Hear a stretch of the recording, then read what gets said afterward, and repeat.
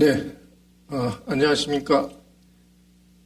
지금부터 2020년 영덕 국제 로봇 필름 페어의 로봇 애니 토크 콘서트를 시작하도록 하겠습니다. 저는 오늘 토크 콘서트의 사회를 맡은 안동대학교 한국문화산업전문대학원의 김시범입니다. 지금부터 약 100분 동안 우리나라의 애니메이션 전문가분들을 모시고 여러분들과 같이 애니메이션 산업, 특히 로봇 애니메이션의 장점, 또 로봇 애니메이션이 이 영덕이라는 곳에서 어떠한 발전 기회를 가질 수 있는지, 그리고 각각의 애니메이션 전문가분들의 견해를 들어보는 그런 시간을 갖도록 하겠습니다. 먼저 오늘 참석하신 분들을 제가 일일이 소개하는 것보다는 참석하신 분들 직접 본인의 소개, 또 과거에 하셨던 프로젝트, 또 지금 현재, 또 앞으로 하시려는 프로젝트들을 같이 공유하는 것이 여러분들이 우리나라 애니메이션, 특히 로봇 애니메이션 산업을 잘 이해하는 데 도움이 되실 것 같아서 제가 한 분 한 분 직접 소개를 부탁을 드리도록 하겠습니다. 제일 먼저 제 왼쪽, 여러분들의 오른쪽에 계신 퍼니플럭스의 정기룬 대표님부터 간단히 소개 부탁드리겠습니다.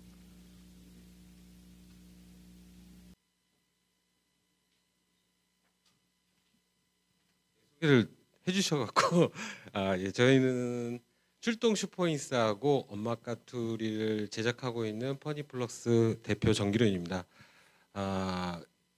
저희는 로봇 애니메이션 지금 출동 슈퍼인스 하고 있고요. 앞으로도 조금 더 연령대 높은 애니메이션 준비하고 있는데 또 이런 좋은 자리가 있다고 해서 같이 얘기를 한번 나눠볼까 합니다. 네, 반갑습니다. 네, 감사합니다. 다음은 제 바로 옆에 계신 스튜디오 버튼의 이재민 감독님, 네, 소개 부탁드립니다. 저는 스튜디오 버튼에서 현재 주라기 캅스 연출과 또보프의 연출을 맡고 있는 이재민입니다. 저희 회사는 파이어로봇부터 시작해서 지금까지 계속 다 로봇 애니메이션만 전문적으로 제작을 해왔고요. 앞으로는 이제 좀 로봇 애니메이션을 계속 하긴 하지만 다른 컨셉의 애니메이션도 같이 해보려고 준비 중에 있습니다. 감사합니다. 네, 고맙습니다. 자, 제 이제 오른쪽, 여러분 왼쪽에 계신데요. 레트로봇의 이달 대표님. 네, 안녕하세요. 레트로봇의 대표이자 애니메이션 감독을 맡고 있는 이달입니다. 저희 지금 말씀을 이렇게 듣다 보니까 로봇 애니메이션은 제가 제일 많이 만든 것 같네요. 저희 회사 이름도 레트로봇이고 저희 첫 작품이 변신자동차 또봇이라는 로봇물이었고 두 번째 작품도 바이클론즈라는 로봇물이었고 세 번째 작품도 에슬론이라는 로봇물이었고 그리고 또봇의 극장판 애니메이션도 만들었었고 네, 로봇물은 저희가 제일 많이 만든 것 같습니다. 지금 현재는 저희가 로봇물만 계속 만드는 건 아니고요. 지금 제작하고 있는 작품은 포텐독이라고 하는 작품이고 역시 액션물이지만 이번에는 로봇이 아니고 슈퍼히어로입니다. 그리고 여기 등장하는 슈퍼히어로는 사람이 아니고 개예요. 초능력을 가진 개들의 이야기를 다룬 포텐독이라는 작품을 지금 열심히 제작을 하고 있습니다. 내년 2월부터 EBS를 통해서 방영될 예정이니까 많은 기대 좀 부탁드리겠습니다. 네, 감사합니다. 다음은 스튜디오 목고지의 윤상철 부사장님 부탁드립니다. 네, 안녕하십니까. 스튜디오 목고지의 부사장 윤상철입니다. 저는 스튜디오 목고지에 합류한 건 한 1년 됐고요. 그전에는 이제 SK 브로드밴드에서 콘텐츠 담당 임원으로 한 4년 있었습니다. 국내외 작품들을 많이 수급도 했고 투자에도 제가 관여했었고 그전에는 이제 3D 애니메이션 최근에는 미래큘러스 레이디버그나 미니 특공대를 제작한 3D 애니메이션에서 제가 9년간 있으면서 공동 제작, 해외 마케팅 쪽을 많이 맡았습니다. 그러다 보니까 제가 이제 해외 마켓 쪽만 한 20년 이상 이렇게 종사하고 있는 상황이고요. 영덕의 그 로봇 애니메이션은 작년에 첫 해 때도 와서 좋은 기억을 가지고 있었는데 이번에 코로나임에도 불구하고 역시 로봇은 강하다 하는 느낌을 제가 받았습니다. 오늘 이 시간에 정말 얼마나 로봇이 강한지를 한번 이야기하는 시간이 됐으면 좋겠습니다. 반갑습니다. 네, 고맙습니다. 다음은 염제오의 이승욱 대표님 부탁드립니다. 네, 안녕하세요. 이승욱입니다. 28년 정도 프랑스에서 계속 애니메이션 제작을 하다가 이제 한국에 오게 됐고 또 여기 영덕에 또 저희는 그 현지에 있는 현지 회사입니다. 그러니까 저희가 여러분들 알고 계시는 안시 페스티벌 이런 것도 제가 그 한국 지역을 맡고 있는데 제가 이제 한국에 들어오면서 제일 우리 한국 사람들이 제일 잘하는 게 무엇인가 찾아보다 보니까 잘 아시는 것처럼 이렇게 로봇 애니메이션이 굉장히 강하더라고요. 그래서 저희도 개발하게 된 게 바다의 수호봇 호보트라는 그 영덕 바다를 수호하고 있는 그 로봇 애니메이션 제작하게 됐고 그게 프랑스 애니메이션 방송국과도 같이 공동 제작하게 됐고 또 지금은 우리나라의 해양경찰청 캐릭터입니다. 그래서 오늘 여러분들하고 같이 로봇 애니메이션에 대해서 얘기할 수 있어서 기쁘게 생각합니다. 감사합니다. 네, 지금 이 5분의 이제 소개를 들어보셨습니다. 아마 우리나라 로봇 애니메이션의 굉장히 그 중요한 역할들을 지금까지 해오셨고 또 앞으로 더 큰 역할을 하실 분들이 오늘 이 자리에 오시지 않았나 하고요. 사실 이 자리가 토크쇼인 만큼 너무 이렇게 좀 뭐랄까 형식적인 그러한 그 딱딱한 자리보다는 다른 분이 좀 얘기하실 때 좀 옆에서 딴지도 좀 거시고 또 다른 의견이 있으면 편하게 다른 의견도 얘기하시는 그러한 자리가 됐으면 합니다. 그래서 오늘 보시는 분들도 저기 조금 이 진행이 매끄럽지 않은 거 아니야 할 정도로 여러분들이 자유롭게 아무 때나 이렇게 의견을 제시를 해주시면 더 편한 그리고 더 의미 있는 그러한 자리가 되지 않을까 생각합니다. 오늘 이제 얘기의 시작을 우리가 이제 애니메이션이 굉장히 다양한 애니메이션이 있는데 오늘 이제 이 영덕에서 하는 이 행사도 그렇고 오늘 이제 주제는 아무래도 왜 로봇 애니메이션일까? 그럼 애니메이션 중에 로봇 애니메이션이 갖는 어떤 의미는 무엇일까? 이런 거를 한번 좀 얘기해 보고 싶은데요. 우리 이재민 감독님 왜 로봇 애니메이션에 이렇게 흔히 우리에게는 전문 용어로 꽂히셨을까요? 네, 첫 질문을 저한테 주셔서 좀 되게 부끄러운데요. 이게 어깨 다 선배님들이셔서 제가 지금 여기 있는 것도 조금 불편하고 그렇습니다. 그런데 또 왜 그러냐고 질문을 하시니까 대답을 해드리면 아마 제 또래 남자분들은 다 메칸더 V나 이제 그걸 필두로 해서 80년대, 90년대 초까지 이제 쏟아져 들어왔던 이제 일본 로봇 애니메이션들을 아마 다들 많이 보셨을 거예요. 그래서 저도 그거를 많이 보고 자랐고 고등학교 때까지도 계속 보고 이제 대학교 들어가서까지 계속 봤죠. TV에서 방영해 주는 것도 물론 봤을 테고 비디오 방에서 이제 비디오를 빌려서도 봤을 테고 혹은 또 이제 인터넷에서 어둠의 경로로 이렇게 친구들이나 이렇게 해서 굉장히 위험한 발언을 지금 하고 계십니다. 물론 제가 직접적으로 받은 건 아니고요. 이제 친구들을 통해서 어둠의 경로로 이렇게 해서 많이 접했는데요.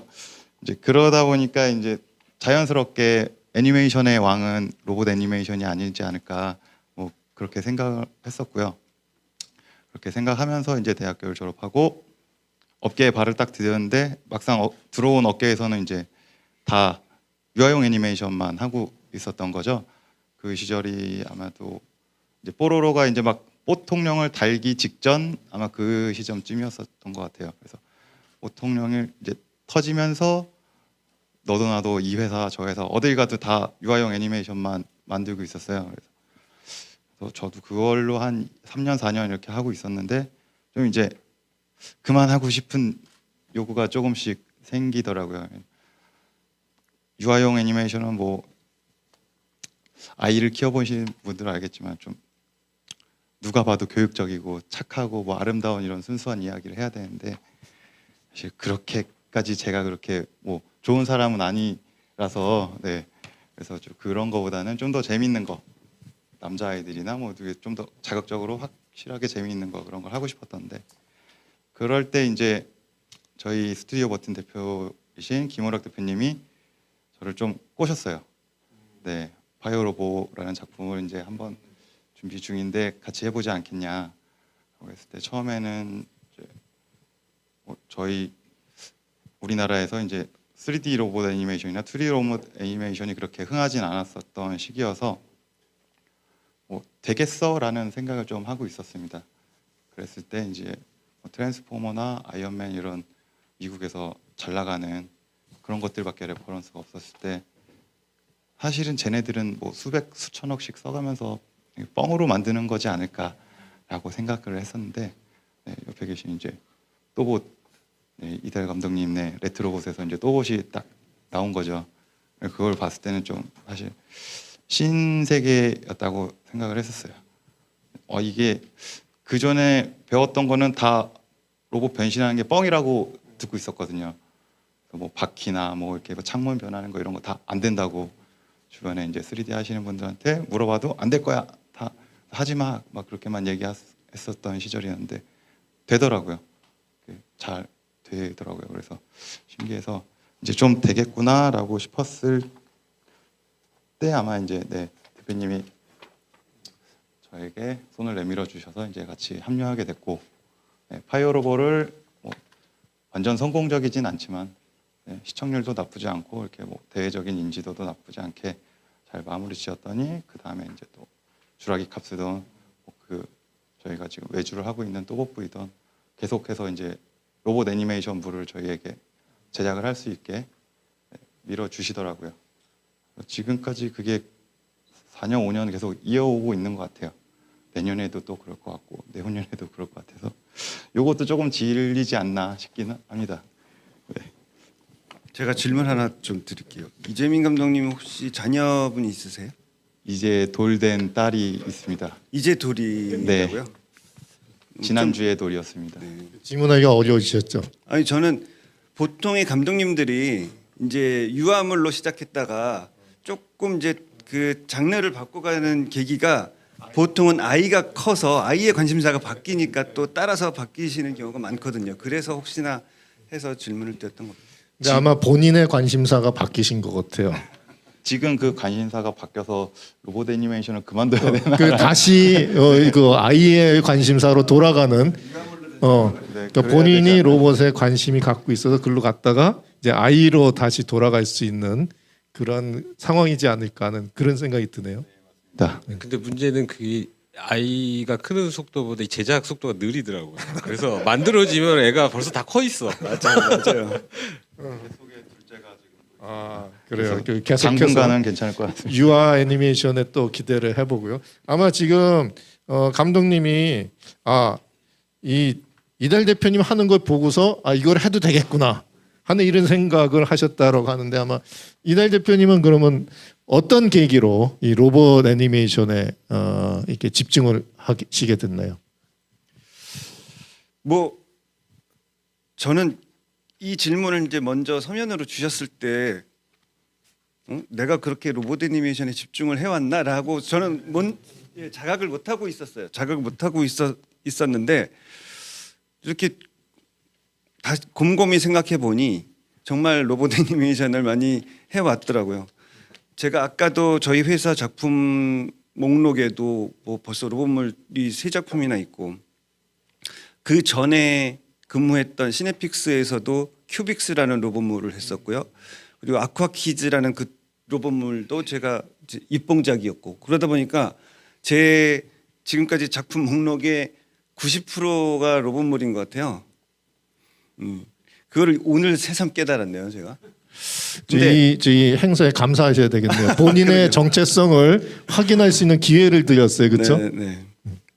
근데 제가 그 로봇물을 만들기 위해서 지향했던 것 같지는 않아요. 저는 물론 제가 어렸을 때부터 이제 애니메이션을 보면서 제일 좋아했던 작품은 마징가 Z였던 것으로 기억을 하는데 그것 때문에 이제 애니메이션에 열광을 하게 됐던 어린 시절의 기억은 있지만 제가 마징가 Z 같은 로봇물 애니메이션을 만들어야겠다라는 목표를 가지고 여기까지 왔던 것 같지는 않은데 네, 어쩌다 보니까 이렇게 된 것 같고요. 사실 제가 여기에는 이렇게 썼습니다. 제가 답변을 서면으로. 그래서 회사 이름도 레트로봇이라는 이름이 됐던 것 같아요.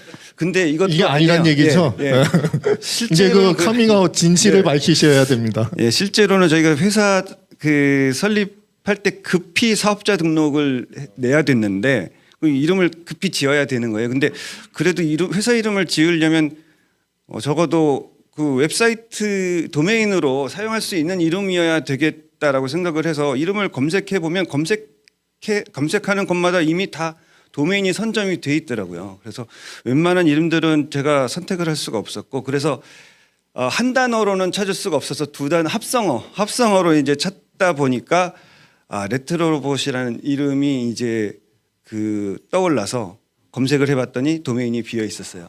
네, 그래서 이 회사 이름이 그렇게 레트로봇이라는 이름이 된 거고 저희가 로봇물만 집중하겠다라는 생각으로 회사 이름까지 이렇게 만들었던 건 아닙니다. 하지만 저는 로봇물의 그 파워라고 할까요? 그 어린이들 사이에서 특히 남자 아이들 사이에서 한번 로봇물이 유행을 하게 되면 얼마나 이 아이들이 미치는지 그런 걸 어렸을 때부터 경험을 해왔기 때문에 이 파괴력에 대해서는 충분히 인지를 하고 있고 그래서 역시 애니메이션이라는 것이 뭐 제작비가 굉장히 많이 들지 않습니까? 그러면 그 제작비를 회수를 해야 할 수 있는 방안이 있어야 되는데 그런 면에 있어서 이 로봇물은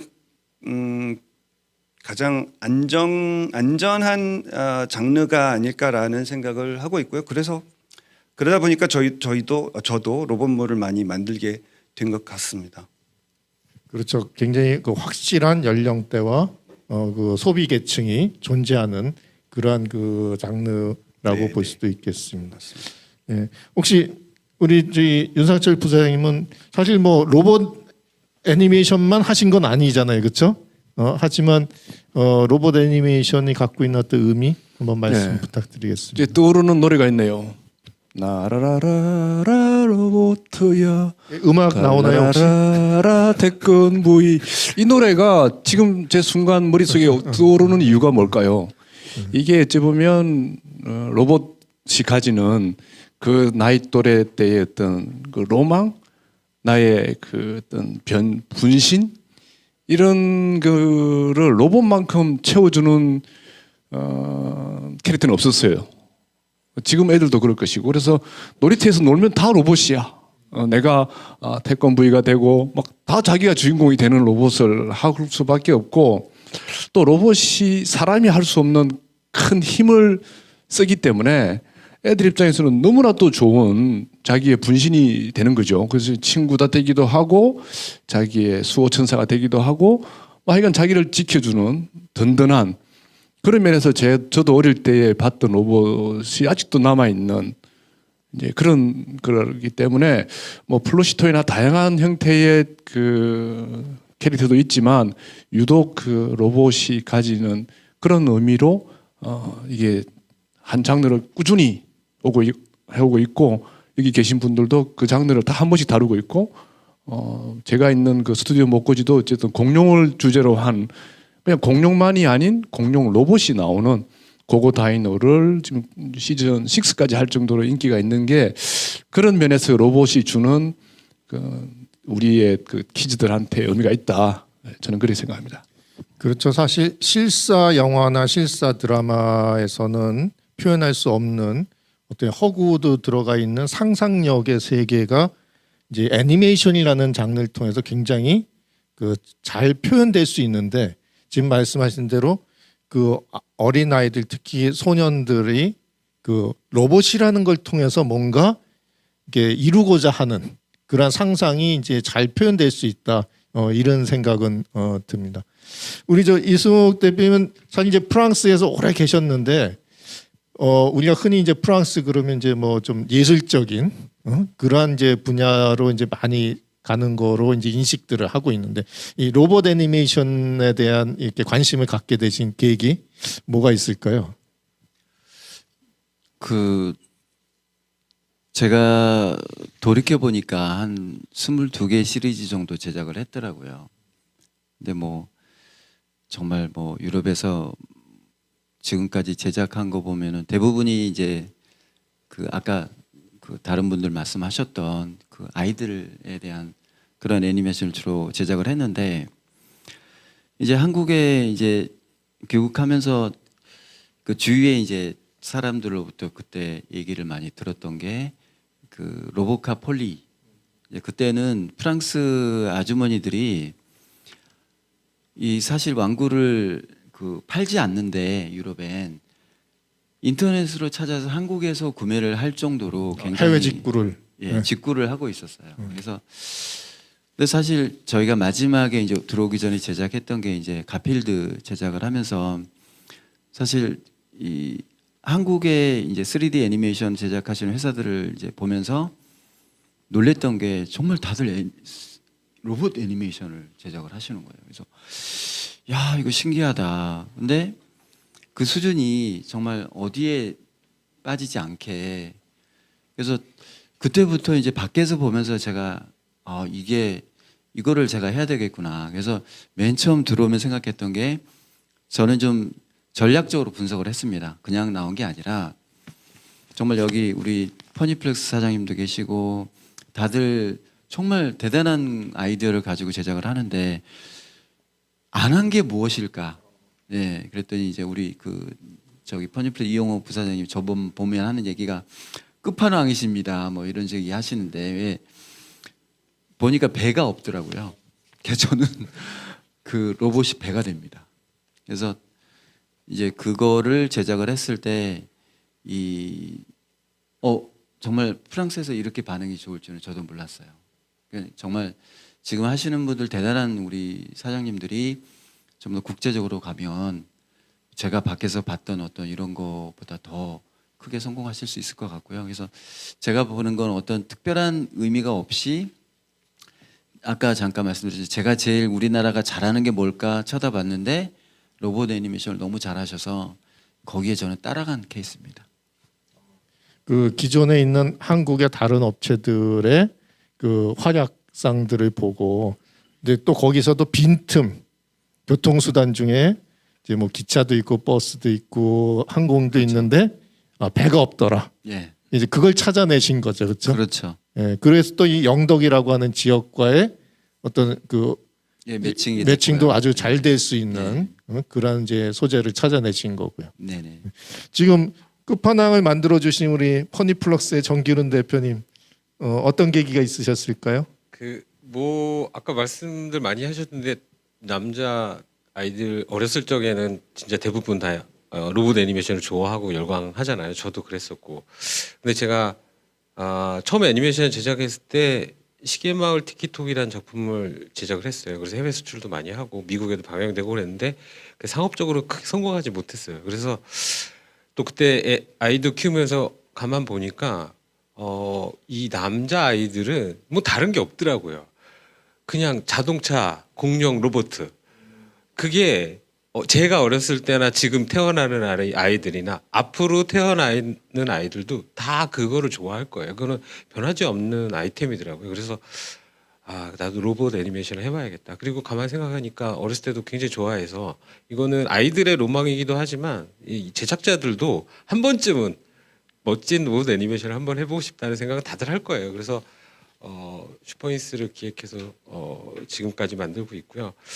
근데 지금 출동 슈퍼잉스라는 작품이 제가 꿈꾸던 제가 너무 원하고 만들고 어렸을 때부터 보고 그런 작품은 아니에요. 종류는 좀 다른데 어쨌든 재밌게 만들고 있고 앞으로는 좀 더 어렸을 때 저에게 꿈을 주고 희망을 주던 그런 로봇 애니메이션 한번 만들어 보고 싶다는 생각을 갖고 있습니다. 네. 그래요. 아마 이제 슈퍼 윙스 같은 경우 조금 아주 그 정통적인 로봇 로봇보다는 더 이제 그 대중적인 이러한 애니메이션으로 지금 하시는 것 같고요. 지금 이제 말씀하신 거 우리 특히 아까 우리 이승욱 대표님도 하셨지만 한국에서는 이 로봇 애니메이션이라는 거에 대한 그 노력, 그 활동이 굉장히 이제 많이 있는데 요거는 제가 우리 저기 이달 대표님한테 먼저 여쭤볼 텐데 그러면 우리나라 로봇 애니메이션하고 해외에서 만들어지는 로봇 애니메이션하고의 뭐 차이점 또는 뭐 우리가 어떤 경쟁력을 더 갖고 있다 또는 우리가 이런 건 조금 부족한 것 같다 뭐 이런 면에서 해외와의 우리의 어떤 그 차이를 조금 어떤 면에서 느끼시는 부분이 계신가요? 제가 뭐 해외 로봇물에 대해서 많이 알고 있지는 못하지만 일단 로봇물 하면은 역시 일본의 로봇물을 우리가 빼놓고 얘기할 수는 없을 것 같아요. 일본 로봇물의 특징이라고 한다면 뭐 어린 아이부터 그러니까 프리스쿨러부터 성인까지 그 타겟층이 굉장히 다양하고요. 그 다양한 시청자들을 대상으로 하는 다양한 수위의 로봇물들이 존재를 하고 그 스펙트럼이 굉장히 넓다는 것이 이제 일본 로봇물의 특징이라고 할 수 있을 것 같은데 아마 그만한 나라는 지구상에 없는 것 같아요. 일본만큼 그 로봇물이 많이 발달해 있는 나라는. 제가 어렸을 때 좋아했던 마징가 Z도 결국은 일본 작품이었는데 그걸 나중에 알았어요. 우리 건 줄 알았다가 네, 초등학교 때까지만 해도 우리나라 작품인 줄 알았는데 왜냐하면 전부 다 한국말을 하니까 다 우리나라 작품인 줄 알았는데 중학교 때 올라가서 그게 일본 작품이었다는 것을 알고 그 충격을 받았었거든요. 그리고 그때부터 이제 일본의 로봇물들이 어떤 것들이 있는지 막 이렇게 찾아보니까 제가 어렸을 때 TV에서 봤거나 뭐 책에서 봤거나 뭐 잡지에서 봤던 광고거나 이런 것들이 거의 대부분 일본 로봇물을 원료로 하고 있는 것들이더라고요. 그 짝퉁도 있었고요. 그렇다면 이제 저희는 역시 지금 우리가 역시 열심히 로봇물을 뭐 창작하고는 있지만 일본의 로봇물에서 영향을 받았다는 것은 제가 부정할 수 없을 것 같아요. 분명히 일본 로봇물의 영향을 받았고 저희 나름대로의 방식으로 그것을 이제 키워 나가고 있는데 여전히 아직까지 우리나라의 로봇물은 일본만큼 스펙트럼이 넓지는 못하다는 점이 차이점인 것 같아요. 근데 이거는 우리나라만의 특징은 아닌 것 같고요. 일본을 제외한 거의 세계 모든 나라들이 비슷한 상황이라고 저는 생각합니다. 일본만이 좀 유별난 나라라고 생각을 합니다. 네, 지금 말씀하신 거를 보면은 이제 해외 시장에서 우리 윤상철 부사님이 이제 여러 작품들 이제 해외 것도 보시고 국내 것도 보실 텐데 우리 좀 전에 말씀하신 그 일본 로봇 애니메이션의 스펙트럼 거기하고 한국 로봇 애니메이션 어떻게 보시나요? 네, 잘 보고 있습니다. 그 일본 애니메이션과 기타 지역 애니메이션, 특히 한국의 큰 차이점은 저는 이렇게 정리하고 싶습니다. 일본은 애니메이션 보면 그 로봇과 주인공 사람이 뭔가 하나 되는데 시간이 많이 걸려요. 또 그것 때문에 갈등이 계속 이렇게 시리즈에 묻어갑니다. 특히 그 뭐 에반게리온을 보면 철학적인 것까지 묻어가고 그 외에 지금 다른 로봇물을 봐도 다 대부분 그런 게 있어요. 너는 로봇, 나는 인간. 우리는 어떻게 싱크가 되지?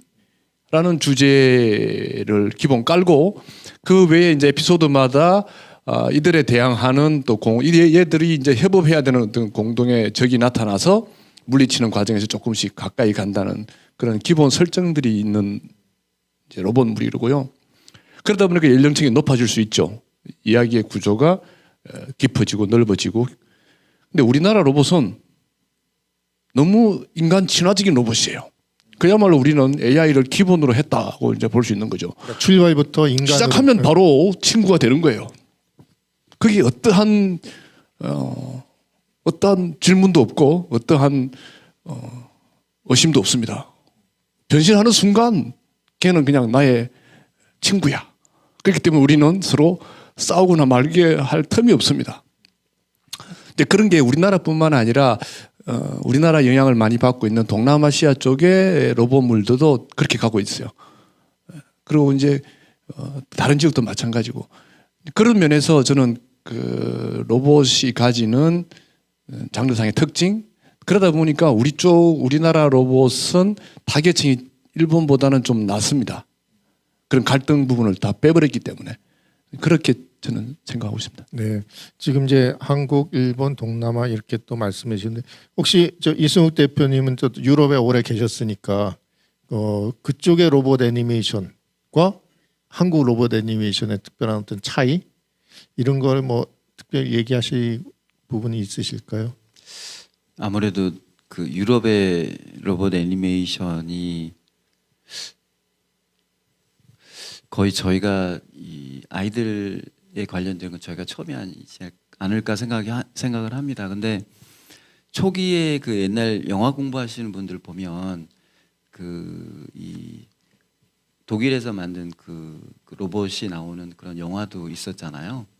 그 이제 19세기 이제 기본이 이제 그런 이제 이야기는 있었는데 그 다음에 로봇 애니메이션은 별로 안 했던 것 같아요. 근데 최근 들어서 이제 굉장히 저희 같은 경우 빨리 저희가 이제 개발하고 TF1 방송국에서 저희가 레터 오브 인텐션을 받았어요. 그런 다음에 그다음에 펑스 텔레비전을 TF1을 없애고 펑스 텔레비전을 또 사인을 했는데 그러니까 2번을 사인한다는 건 엄청난 일이었거든요. 근데 이제 그게 가능했던 이유는 그만큼 그 사람들이 갈구하고 있었던 거라고 저는 생각합니다. 그래서 한때 뭐 슈퍼윙스나 뭐 로보카폴리, 그냥 또봇, 카봇 이 모든 애니메이션들이 뜨는 걸 보고 아 그럼 그 사람들이 살아나갈 길이 뭔가를 생각을 했는데 그게 완구였고 어떤 이런 부분 때문에 저희가 다행히 이제 커갔던 것 같아요. 그래서 지금까지는 미국을 제외하고 트랜스포머나 이런 걸 제외하고는 유럽에서는 로봇 애니메이션이 따로 저는 없었던 것 같아요. 어떻게 보면 이제 유럽 시장은 아직은 우리에게는 조금 블루오션과 같은 그러나 이제 또 그 로봇 애니메이션에 대한 인식을 시켜야 되는 이러한 노력은 필요할 걸로 봐야 되겠네요. 네. 네. 우리 정기훈 대표님 지금 뭐 슈퍼윙스는 뭐 중국 비롯해서 여러 나라에 지금 진출하고 있는데 어떻게 보세요? 그 다른 나라 많이 말씀해 주셨으니까 제가 중국 얘기 조금 드리면은 그 저희가 출동 슈퍼히스를 이제 중국하고 공동 제작을 했거든요. 근데 그때만 해도 중국 시장에 로봇물이 일본 것도 많이 있었고 또 자국에서 만든 좀 조악한 애니메이션도 많이 있었어요. 그런데 그쪽 완구 팀에서는 조금 부정적인 인식을 갖고 있었어요. 왜냐하면 이 슈퍼히스가 너무 어린 연령층을 타겟으로 한다고 해서 자기 완구 팔기에 좀 난점이 있지 않겠나 그렇게 생각을 했었는데 막상 이게 방영이 되고 출시를 하니까 자기네가 1년 동안 매출 계획을 세운 거를 거의 한 달 만에 다 달성을 해버렸어요. 그러니까 자기들도 굉장히 깜짝 놀랄 정말 이제 정도로. 대박의 네네. 상황이 된 거네요. 그러니까 그 중국에서도 이 어린 연령층에서 완구 그런 애니메이션에 대한 그 로봇 애니메이션에 대한 수요가 엄청나게 있었던 거죠. 그게 지금 벌써 한 5년 전, 6년 전인데 사실 그 출동 슈퍼윙스로 인해서 중국 애니메이션들이 또 많이 변화가 됐어요. 또 그거 비슷하게 또 연령대를 낮추고 비슷한 류로 만드는 거. 아까 동남아나 아까 프랑스 사례처럼 그 저희 나라 애니메이션을 사람들이 얘기할 때 외국에서도 그렇고 내부에서도 그렇고 우리가 너무 프리스쿨러를 만든다던가 또 로봇 애니메이션이 이렇게 어린 연령층의 변신 로봇만 만드냐 뭐 이런 얘기도 많이 하는데 그게 저는 꼭 나쁘다고 생각하지 않고 저희 이게 꼭 저희가 그렇게 하려고 했다기보다는 시장성에 맞춰 가다 보니까 그렇게 흘러가게 됐거든요. 근데 이것들이 점점 고도화되고 저희가 경쟁을 통해서 더 좋은 작품을 만들다 보면 이게 어떤 류를 만들 수 있지 한류를 만들 수 있지 않을까. 사실 그 BTS 같은 경우도 저희가 이런 아이돌 위주의 한국 가요 시장에 대해서 여러 가지 비판도 있고 하지만 그 고도로 발전을 하니까 전 세계 최고가 될 수 있잖아요. 그래서 저희 이런 시장 상황과 특성을 잘 살리면 이런 한국만의 어떤 로봇 애니메이션을 만들 수도 있지 않을까 그런 생각이 듭니다. 네. 네, 지금 말씀하셨지만 이제 우리가 우리나라만이 갖고 있는 어떤 독특함이 해외에서는 때로 다르게 인식될 수도 있지만 지금 로봇 애니메이션에 있어서는 우리애가 지금 이제 시도하는 이 방향이 또 굉장히 그 글로벌하게도 잘 그 호응도 받을 수 있다 하는 생각도 들고요. 제가 아까 첫 질문을 제일 처음에 드려갖고 부담 느끼셔갖고 요번에 마지막으로 여쭤봅니다. 혹시 로봇 애니메이션이 다른 나라와 다른 어떤 거를 좀 생각해 보신 게 있으신가 부탁드립니다. 네, 그 질문에 대해서 이렇게 제가 답변 적었던 내용들이 대부분의 내용이 지금 한번 돌았던 것 같아요. 거기에 없는 내용을 한번 생각해 봤는데 그게 있었던 것 같아요. 우리나라가 이제 타겟이 조금 내려가는 이유 중에 하나도 완구의 이제 수익에 대해서 이제 연관이 있는 것도 있겠지만 방송 포맷에 대한 것도 좀 있는 것 같습니다. 그 말씀하셨던 일본 마징가나 뭐 이런 예전 애니메이션 같은 경우에는 대부분이 20분물에서 30분 정도를 잡고 있는데 지금 현재 뭐 KBS나 뭐 EBS 이런 데서 방송하고 있는 포맷은 거의 10분물 정도 되거든요. 그 10분 안에 친구가 돼야 될 수밖에 없어요. 그래야 이제 이야기를 끌어갈 수밖에 없고 이제 그게 지금 하고 있는 저로서도 가장 큰 고민이기도 해요. 막상 이렇게 그 시간 안에 맞춰서 이야기를 담고 하다 보면은 결국에는 저거 유치해, 저건 애들이나 알 수 있는 거고 뭐 이렇게 이야기가 나올 수밖에 없고요. 그러다 보니까 자연스럽게 또 연령도 내려가는 것 같습니다. 네, 어떤 그 방송의 그 편성 시간 또 이런 방법에 따라서 이야기 구조가 그 갈등을 넘어서 뭐 이렇게 진행하기에는 또 한계가 있고 그러다 보니까 이제 어린이 중심의 어떻게 보면 굉장히 선과 악이 확실한 이런 쪽으로 갈 수밖에 없는 그런 부분인데 어떻게 뭐 하실 말씀? 방금 러닝타임 얘기를 하시니까 또봇을 처음 만들 때 생각이 났는데요. 저희가 또봇 첫 번째 시즌을 만들 때 저희에게 허락된 예산으로는 4분짜리 한 16개 정도 만들 수 있겠더라고요. 4분짜리. 그래서 4분으로 어떤 이야기를 구성할 수 있을까? 지금 10분도 사실은 짧아서 그 안에 기승전결을 담으려면 쉽지 않은데 4분 안에 이야기가 뭐 그 완결성을 갖는 이야기가 나올 수 있을지 한번 그래도 해보자고 써봤어요. 택도 없더라고요. 그래서 저희가 선택한 방법이 연속극이었습니다. 이거는 도저히 4분 안에 뭐 무슨 이야기 같은 이야기를 진행할 수도 없다는 판단을 했고 뭐 이야기를 조금이라도 이야기다운 이야기가 나오려면 이거 연속극으로 갈 수밖에 없다라고 생각을 해서 연속극 형식으로 이야기를 썼고 그것이 이제 또봇이 된 건데요.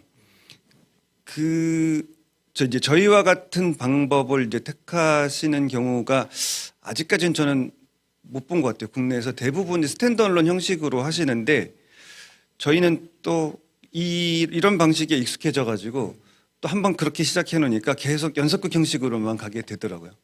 근데 뭐 두 가지 포맷의 뭐 장단점은 있겠지만 각자 자기 방식을 계속 발전시켜 나가면 되지 않을까 싶네요.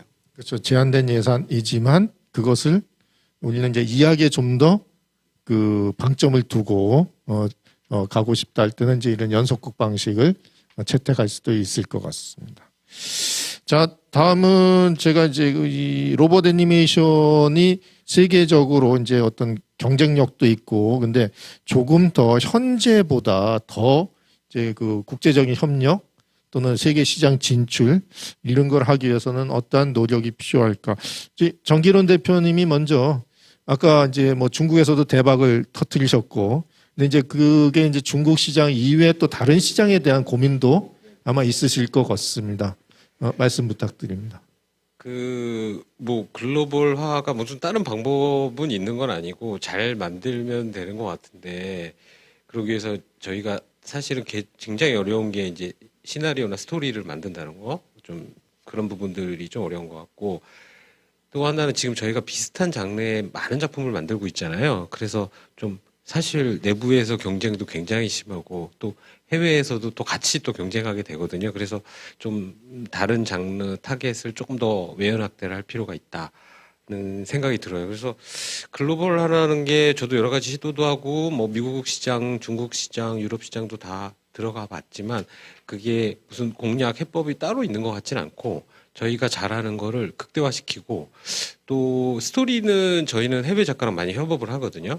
그래서 좀 그 인터내셔널하게 좀 통용될 수 있는 이야기. 요즘에 사실 이게 연령대가 낮아지다 보니까 굉장한 제약이 있어요. 글쓰기 이 시나리오를 쓰는데 특히나 규제가 많죠. 유럽 같은 데는 굉장히 까다롭고 미국도 생각보다 까다롭고 보수적이거든요. 그래서 그런 부분들을 좀 잘 좀 미리 준비해서 제작을 하면 제작 수준은 뭐 우리나라 기획 수준의 제작 수준은 굉장히 올라와 있다고 생각하고 그런 그 다른 나라의 어떤 문화나 이런 부분들을 잘 이렇게 연구해서 좀 이렇게 준비를 하면 좋을 것 같습니다. 근데 이게 다 만들어 놓고서 그 다음에 이제 세계 시장을 가려는 것보다는 이야기 구성할 때부터 또 그 후에 나중에 이제 각 요즘 이제 어린이들을 위한 프로에 대한 각 나라마다의 그 방송국의 그 지침 이런 게 이제 굉장히 강화된 부분도 있고 우리가 모르는 부분도 있는데 이제 그거를 감안해서 기획을 하고 이제 제작을 하시는 그렇게 이해를 하면 될 것 같고요. 혹시 저기 해외하고는 어떤 그 협력 방안, 어떤 진출 방안 고민해 보신 게 있으신가요? 제가 생각했던 것들 중에서도 그런 부분이 좀 있었습니다. 해외 문화가 이제 다르고 아이들 보통 이제 아동용이니까 아이들에 대한 그 등급 기준 이런 것들이 많이 있어서 저희가 이제 뭐 마켓에서 해외 바이어들을 만나거나 했을 때 거절했던 이유들이 좀 있었어요. 그냥 싫어라고 해도 되는데 꼭 한마디씩 하면서 이유를 만들어 주는데 이제 그런 것들 중에 하나가 아이들물이니까 뭐 애들이 높은 데 올라가 있으면 안 돼. 아니면은 뭐 저희 파이어로버 같은 경우에는 구조물인데도 불구하고 아이들을 너무 위험한 상황에 몰아서 어렵게 뭐 약간 위태로운 상황을 만들면 안 돼. 뭐 이런 조건들이 많이 있다고 그러더라고요. 그래서 작품은 좋은데 그런 문제 때문에 안 되겠어라고 이렇게 말하는 경우들이 많아서 이제 그런 것들을 다 충족시킬 수 있는 작품이 과연 뭐가 있을지 근데 싶긴 해요.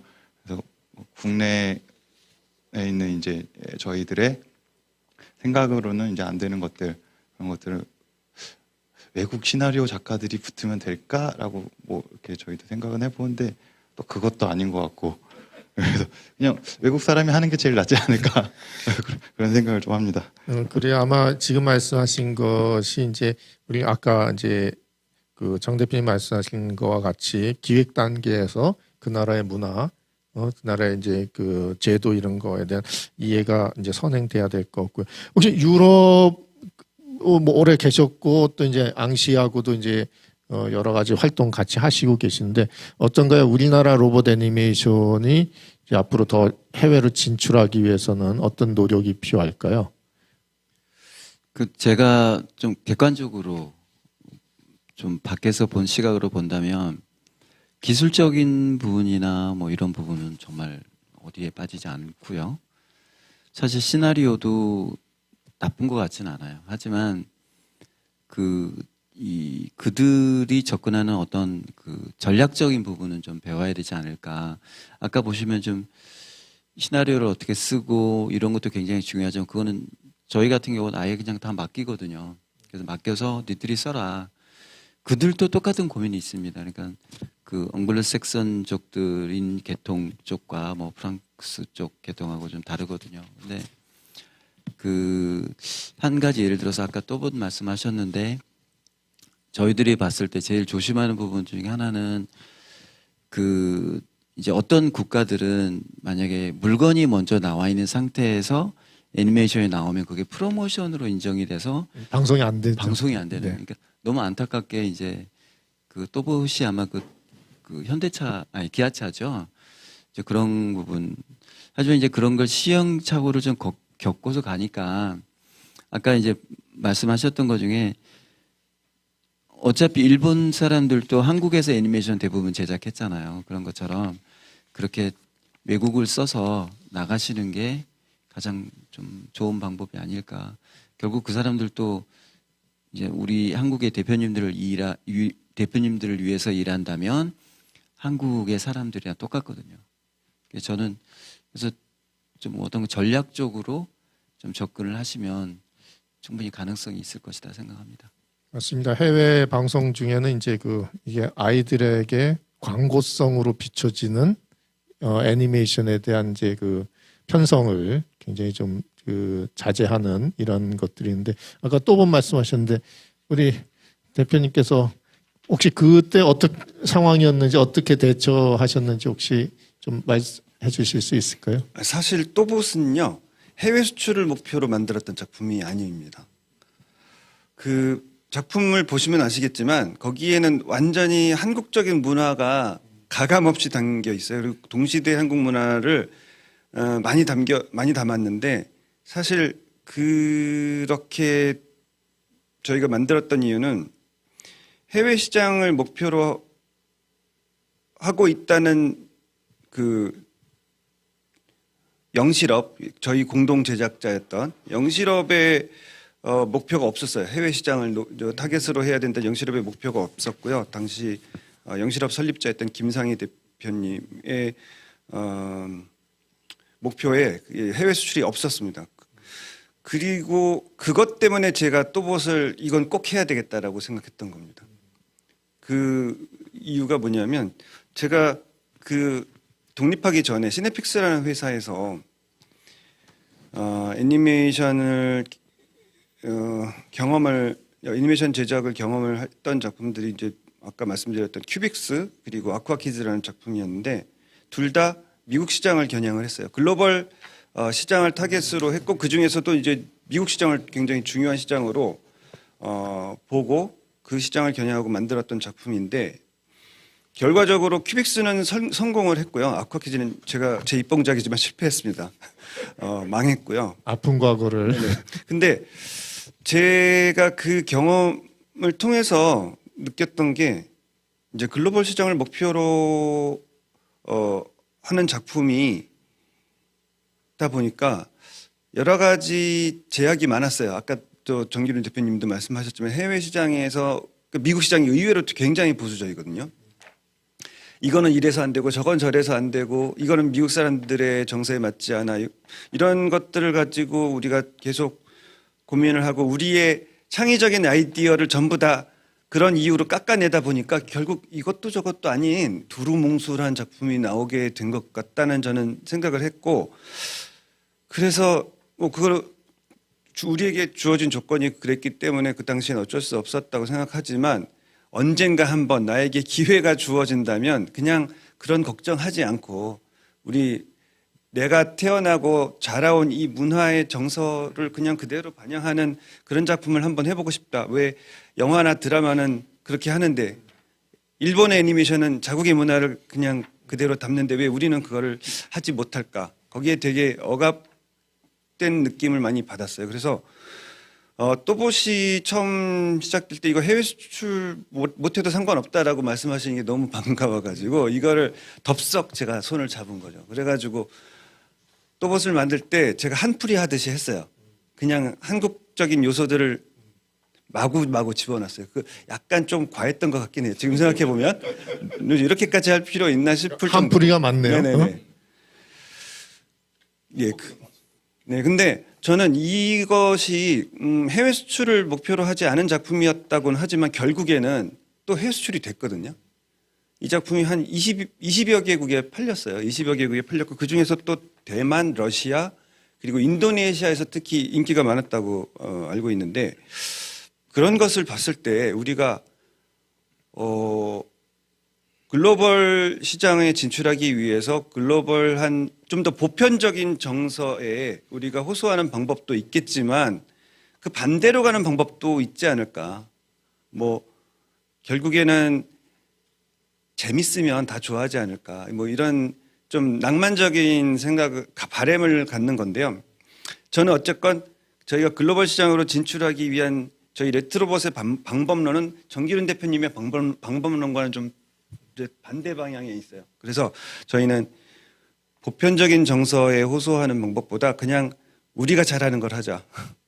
그러다 보면 누군가는 알아봐 주지 않을까. 뭐 그런 방법 방향으로 가고 있는데 사실 여기에 어떤 논리적인 근거는 없습니다. 그냥 제가 하고 싶어서 하는 거죠.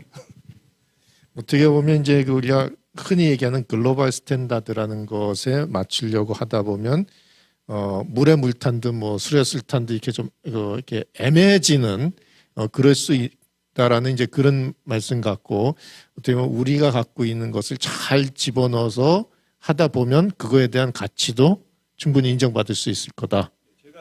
논리적인 근거가 없다고 말씀드렸는데 뭐 사례는 좀 있는 것 같아요. 예를 들어서 K-팝 같은 경우도 SM이라든가 JYP에서 미국 시장을 진출하기 위해서 소녀시대라든가 또 원더걸스 같은 팀을 데리고 투어를 하면서 무지하게 돈을 투자를 했거든요. 잘 안 됐어요, 근데 엉뚱하게 싸이가 미국에서 터진 거예요. 싸이는 미국 시장을 노리고 만들었던 건 아니었거든요. 그래서 이게 과연 우리가 노리고 만든다고 될 것인가라는 부분은 좀 진지하게 고민해 볼 필요가 있는 것 같습니다. 그래요. 뭐 이제 저도 이제 연구하는 입장에서 이제 사례가 어떻게 또 다른 사례에게 영향을 주고 또 그 앞에서의 그 실패가 만약에 이제 전후가 바뀌면 또 어떻게 됐을 것인가 이런 거에 대한 이제 고민도 있어서 이거에 대한 이제 답은 사실 그 뭐 이렇게 어떤 게 정답이다라고 얘기하는 것은 쉽지 않을 것 같고요. 뭐 정답까지는 아니지만 많은 사례를 알고 계신 우리 윤산철 부사장님. 제가 사례를 해야 될 것 같습니다. 일단 분명히 포지션을 잡으면 길이 있습니다. 저는 그렇게 봅니다. 특히 이제 로봇 애니메이션이라고 아예 주제를 정확하게 잡았다면, 그리고 이것의 목표가 글로벌이라고 딱 잡는 순간 방법은 하나 아니면 둘입니다. 없는 건 아닌데, 첫 번째는 너무 진행을 많이 하시면 안 돼요. 그래서 로봇, 특히 이제 로봇이 엣지 있게 나와야 되니까 로봇 디자인과 기본 컨셉, 메카닉적인 부분만 가지고 마텔이나 하스브로, 스핀마스터, 플레이메이트 같은 글로벌 왕구 회사랑 일단 한번 붙어야 됩니다. 그래서 붙는다는 거는 이야기를 해봐야 그렇죠. 된다는 걔네들한테 얘기죠? 피드백을 싸운다는 얘기가 아니죠. 하다 보면 싸우죠. 얘기하다 보면 막 집어 던지기도 하는데, 그러나 어쨌든 걔네들한테 야 네가 보기에 어떠냐. 왜냐하면 결국 로봇 애니메이션이라고 타이틀을 다는 순간 완구 시장을 무시할 수 없는 거고, 그걸 글로벌이라고 칭하는 순간 글로벌 완구 회사들을 파트너로 끌어들여야 됩니다. 근데 진행을 많이 해버려 가지고 스토리나 컨셉이 확정되고 에피소드 제작까지 나간 상태에서 글로벌 완구 회사들 들어오지 않습니다. 여러 가지 핑계를 대고 들어오지 않습니다. 심지어는 자기들이 생각한 것과 유사하면 아예 그냥 죽여버리는 수가 있죠. 그렇기 때문에 첫 번째 포지션이 내가 글로벌리한 그런 목적이 분명하다면 그런 글로벌 완구 회사들과 1차 접촉을 통해서 흔히 말하는 간을 제대로 봐야 됩니다. 심지어 이거는 뭐 저희뿐만 아니라 프랑스나 미국의 그 기획하는 회사들조차도 그렇게 하고 있습니다. 반드시 그렇게 하는 과정이 필요하고, 거기서 나오는 피드백들이 스토리에도 영향을 미치고 또 모델링에도 영향을 미치고 따라서 제작에도 당연히 영향을 미치는 거죠. 근데 우리가 너무 멀리 나가버리면 걔네들의 피드백을 받았다 하더라도 돌이킬 수 없는 한계가 서로 자기 발목을 잡는 경우가 있기 때문에 그렇습니다. 그게 첫 번째 방법으로 정통으로 들어갈 수 있는 방법이고요. 두 번째 방법은 그냥 만드는 거죠, 제가. 재밌게. 그래서 어떠냐, 그냥 네가 좋으면 살아. 아니면 빠져. 이런 생각으로 가는 방법인데, 두 번째 방법은 제작하는 입장이나 기획하는 입장에서는 굉장히 선호하죠. 하고 싶은 대로 다 해볼 수 있으니까. 다만 이게 글로벌이라는 타이틀이 붙었을 때 과연 그 벽을 넘을 수 있느냐는 또 다른 문제입니다. 이제 글로벌이라는 타겟을 넘어서려면 초반에 이제 로봇물이라든가 변신물, 메카닉 기획할 때 디자인을 좀 더 디테일하게 들어가야 된다는 부분이 있습니다. 네, 이제 윤산철 부사장님은 이제 현장에서 이제 전략가로서 어떠한 방식, 근데 이거에 대한 선택은 결국은 각자가 갖고 있는 포지션. 특히 아까 우리 그 영실업의 김상희 회장님은 이거 글로벌 안 가도 좋다 하기 때문에 좀 더 그 내용과 이런 거 이제 초점을 이제 맞추신 것 같고요. 자, 이제는 우리 이제 전반적인 우리 애니메이션, 로봇 애니메이션 이거에 대해서 알아봤는데요. 우리 이제부터는 우리 그러면 이 영덕에서 개최되고 있는 이 국제 로봇 필름 페어 이것이 사실 우리가 이제 이런 어떤 장르를 붙여서 하는 이런 필름 페어는 특히 로봇을 주제로 하는 필름 페어는 굉장히 그 좀 다른 데에서 볼 수 없는 이런 것이라고 저는 생각을 하는데요. 이게 이제 국내 로봇 애니메이션 시장에서 또는 이제 어떤 그 분야에서 어떤 역할을 해야 되고 어떻게 자리매김해야 될까. 이건 아무래도 우리 이승욱 대표님이 이제 이 필름 페어를 좀 처음부터 이제 그 아이디어도 이제 만드신 걸로 제가 아는데 좀 말씀을 부탁드리겠습니다. 제가 이제 한국에 들어오면서 제일 안타까웠던 부분이 사실 이렇게 실력이 있고 굉장히 뭐 아이디어도 많고 저보다도 더 젊으신 분들이 더 많은 성공을 하고 있는데 이 안타까웠던 게 이 시장이 없다라는 거였거든요. 그 시장이라는 게 자, 로봇 애니메이션을 만들었는데 아까 우리 정말 고생해서 만들고 힘들게 만들고 했는데 또 이 세계의 평가를 하려면 정말 대단한 회사들이 와서 왕구 회사들 앞에 가면 그 사람들한테는 우리가 하고 있는 이런 노력이나 그 돈이 이렇게 큰 건 아니거든요. 그래서 제가 생각했던 부분은 이 영덕이 작지만 자, 서울에 엄청난 서울시나 뭐 엄청나게 큰 코카나 큰 이런 기관들이 있지만 이 작은 곳에라도 로봇 애니메이션만 만드는 분들이 오셔서 또 외국에서 작년 같은 올해는 이제 코로나 때문에 못 왔지만 작년 같은 경우도 20개 회사 이상이 왔었잖아요. 그래서 이제 이런 외국 회사들이 오고 한국 회사들이 내려와서 여기서 자, 돈 얘기도 하고 공동 제작도 정말 한번 직접 만들어 봐서 예를 들어서 저도 뭐 프랑스 텔레비전 이거 캐릭터 하나 가지고 이렇게 할 수 있는 것처럼 충분히 여기 계신 분들도 다 할 수 있거든요. 그래서 그런 부분들을 만들 수 있는 어떤 장을 좀 만들었으면 했던 게 제 생각이고 그게 미래이지 않을까 생각했는데 또 우리 영덕군 우리 군수님 외에 또 이 담당자들이 그거에 대해서 인정을 해주고 또 그 미래에 갈 수 있도록 그렇게 힘을 보태주고 계셔서 여기 오늘 계신 이 여러 대표님들이나 감독님들이 정말 도와주셔서 서울만 있는 게 아니라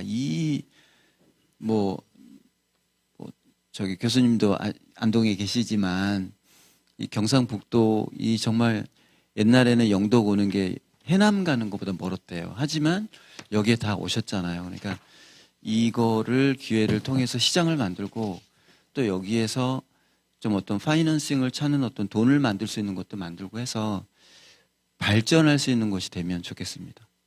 그래서 나중에 여기 영덕군에서는 그 질문에 대한 답을 좀 더 드리면 산업단지도 지금 얘기하고 있다고 들었어요. 그러면 정말 여기서도 로봇 애니메이션을 만들 수도 있지 않겠나. 그럼 여기 군수님이나 뭐 어떤 경상북도지사도 더 투자를 더 해주시지 않을까요? 그래서 그런 기본을 좀 만들 수 있는 그게 우리 로봇 이 필름 페어가 됐으면 좋겠습니다.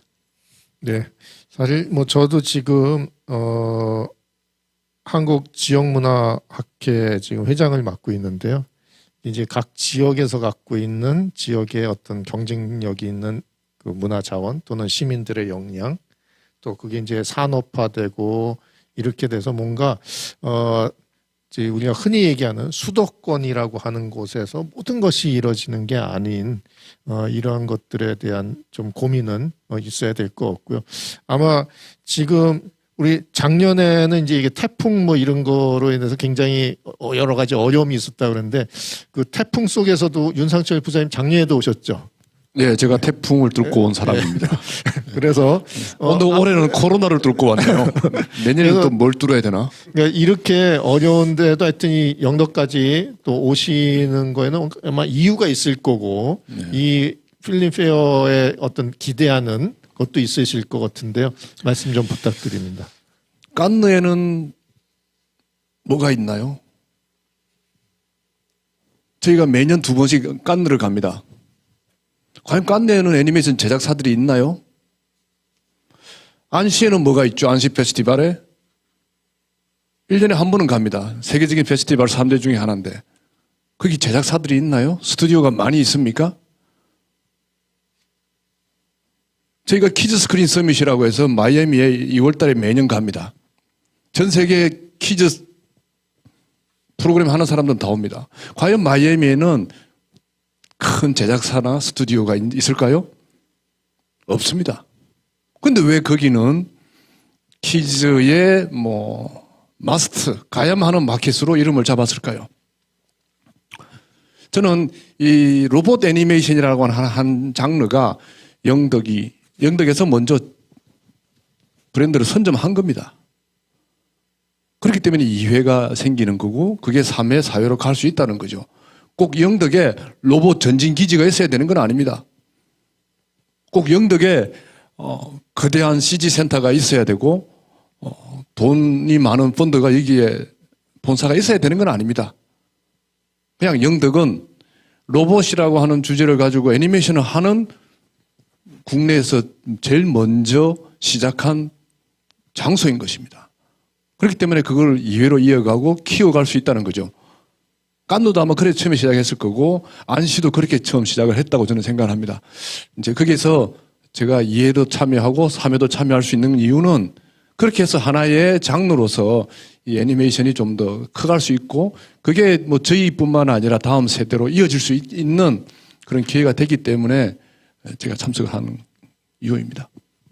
네, 그러한 산업 시설이 없다 하더라도 충분히 올 만한 가치가 있다. 근데 아마 이제 또 그런 게 또 뒤에 있으면 더 그 경쟁력을 갖출 수 있을 것 같고요. 우리가 흔히 뭐 이제 다보스 포럼 같은 경우도 왜 많은 사람들이 그 교통이 불편한 것에 모일까?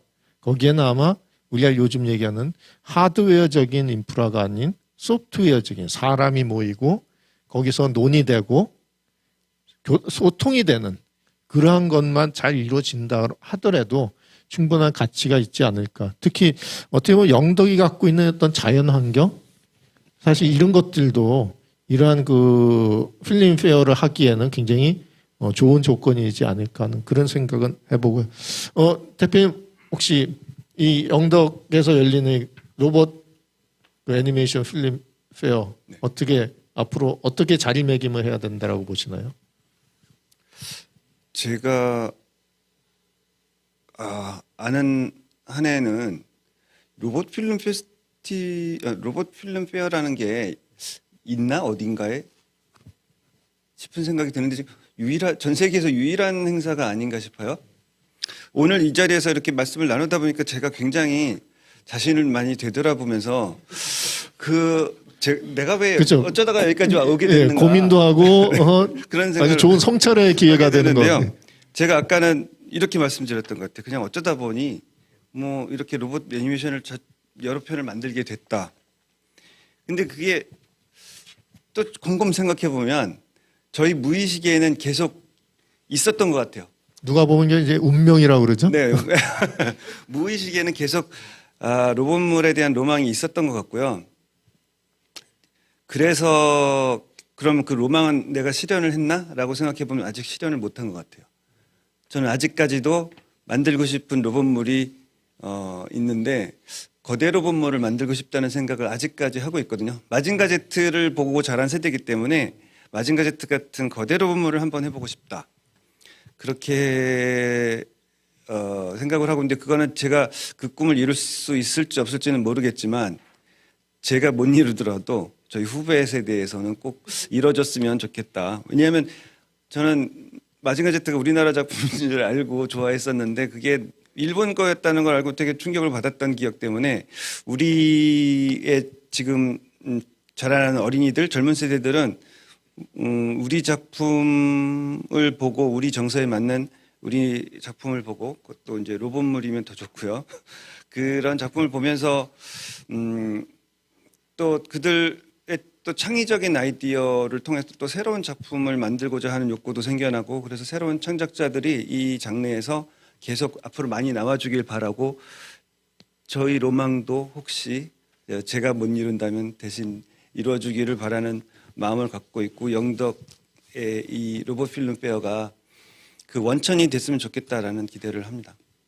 벌써 본인은 이제 도망가고 그 후대 그 기대하는 거는 아직은 그럴 연배는 아닌 것 같은데. 제가 나이가 그런 정도 할 나이는 됩니다. 아 그러세요? 네.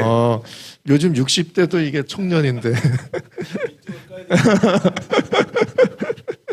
자, 뭐 앞으로 로봇 애니메이션 안 하실 수도 있다라는 말씀도 하셨지만 그럼에도 불구하고 이제 영덕 그 로봇 필름 페어가 어떤 게 가면 우리 애니메이션 업계에 도움이 되지 않을까 하는 이런 어떤 뭐 제언이나 이런 말씀 있으시면 부탁드립니다.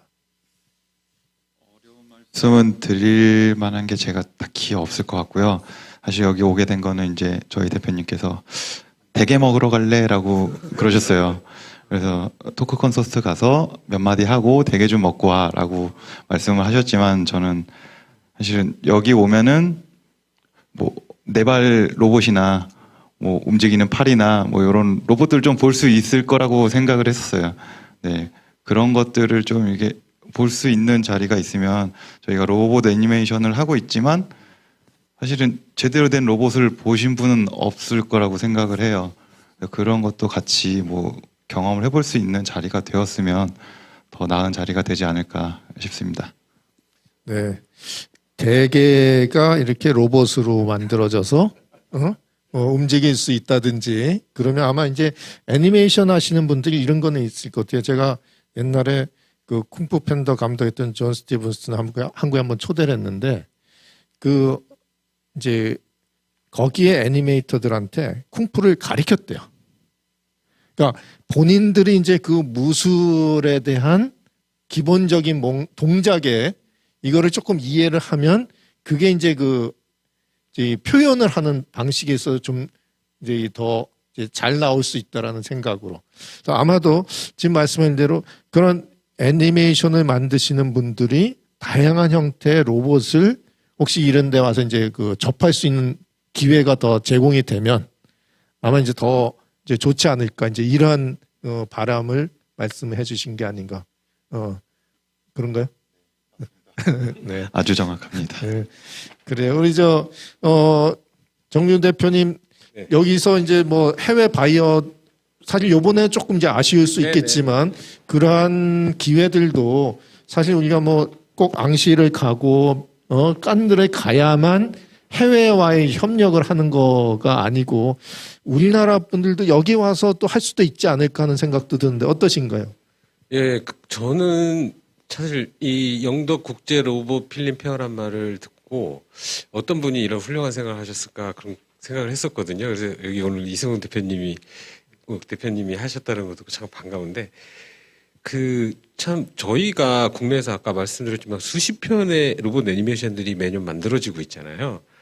그런데 이런 필름 페어가 하나 있다는 게 참 좋은 것 같고요. 또 이런 자리도 굉장히 소중한 것 같고 아까 말씀하셨듯이 뭐 저희가 이렇게 같이 얘기하는 자리나 또 해외 바이어도 다 좋고 근데 올해는 코로나 때문에 좀 어렵긴 한데 저는 사실 이 TV 애니메이션 제작자는 관객을 만나기가 굉장히 사실 어려워요. 무슨 댓글이나 뭐 게시판 이런 데서 좀 보긴 하는데 그런 거 말고 직접 애니메이션이 뭐 이런 것도 나왔으면 좋겠고 이런 로봇도 나왔으면 좋겠다는 얘기를 들어보는 자리가 되면 그러니까 그 앞으로는 좀 관객과 소통하는 자리를 이 영도 국제 로봇 필름 페어를 통해서 가질 수 있으면 정말 좋겠다 그런 생각이 들었습니다.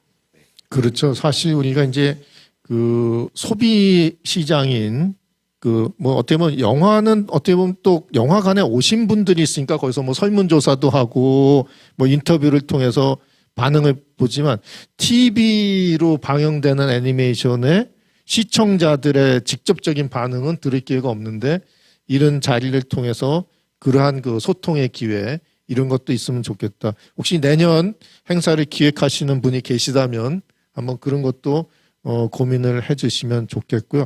저도 사실 이제 학교 오기 전에 한 20여 년간 이제 사업을 하면서 여러 전시회 다니고 아까 윤상철 부사님 말씀하신 그것처럼 거의 1년에 한 3분의 1은 해외 이제 마켓에서 살다시피 했는데 그러다 보니까 비용도 많이 들고 또 사실 언어의 장벽이 있는 경우에는 이렇게 접근하기가 쉽지도 않고 근데 이제 국내에 이러한 그 국제적인 행사 또 이게 단순히 어떤 뭐 애니메이션을 보여주는 거에서 끝나는 게 아니라 거래가 일어날 수 있는 이러한 행사가 있다라는 것은 아마 국내 그 업계에 계신 분들 입장에는 굉장히 좋을 거고요.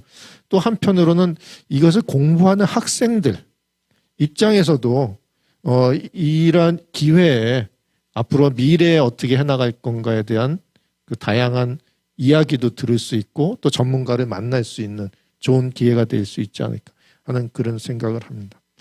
자, 이제 우리가 이거를 산업으로 본다라고 하면 결국은 돈을 벌어야만 이게 지속적인 창작 활동이 이어질 수 있고 또 그것을 통해서 재투자가 이제 일어날 수 있을 것 같은데 우리 이제 로봇 애니메이션을 창작해서 한국에서 또는 해외에서 수익 창출이 가능할까? 가능하다라면 어떤 방법이 있을까?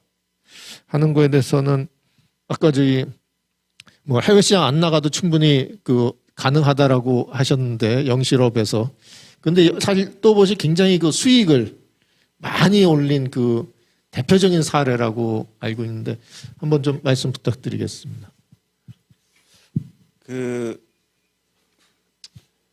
해외 아까 제가 해외 20개국에 20여 개국에 또봇이 수출이 됐다고 말씀을 드렸는데 뭐 항상 성공적이지는 않았던 것 같아요. 그 중에서도 이제 뭐 아까 말씀드렸던 러시아, 대만, 인도네시아 요 세 개 나라에서 인기가 많았을 뿐 그 나라 그 외의 국가에서는 또 그다지 뭐 성공적이었던 것 같지는 않아요. 근데 어쨌건 그 인도네시아 같은 나라는 특히 인구수가 많아가지고요.